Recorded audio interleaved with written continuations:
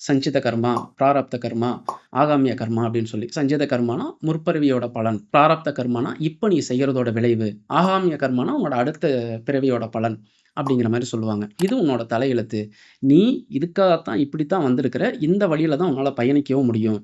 நீ இங்க பிறக்கும்போதே நீ இப்படித்தான் இருக்கணும்னு எழுதிட்டாங்க. இதுதான் உன் தலையெழுத்து அப்படிங்கிற மாரி சொல்லுவாங்க. இதுல ரொம்ப பியூட்டியான விஷயம் என்ன தெரியுங்களா? தலையெழுத்து அப்படிங்கிறது ஒவ்வொருத்தருக்கும் என்னைக்குமே மாறுபடாது. தலையெழுத்து அப்படிங்கிறது எல்லாத்துக்குமே ஒண்ணுதான். நான் எல்லாத்துக்குமேன்னு சொல்றது மனிதர்களுக்கு மட்டும் இல்ல, இந்த உலகத்தில் இருக்கிற எல்லா ஜீவராசிகளுக்குமே தலையெழுத்து அப்படிங்கிறது ஒண்ணுதான். அது எப்படி தலையெழுத்து எல்லாத்துக்கும் ஒண்ணா இருக்கும்? அப்படிங்கிற கேள்வி உங்களுக்கு வரலாம். இங்க மெய்ப்பொருள்னு ஒரு விஷயம் இருக்குங்க.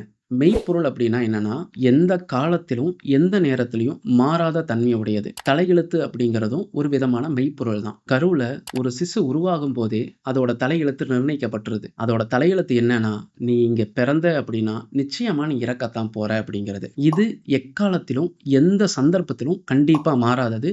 இது மனிதர்களுக்கு மட்டும் கிடையாது. இந்த உலகத்தில் இருக்கிற எல்லா ஜீவராசிக்கும் பொருந்தும்.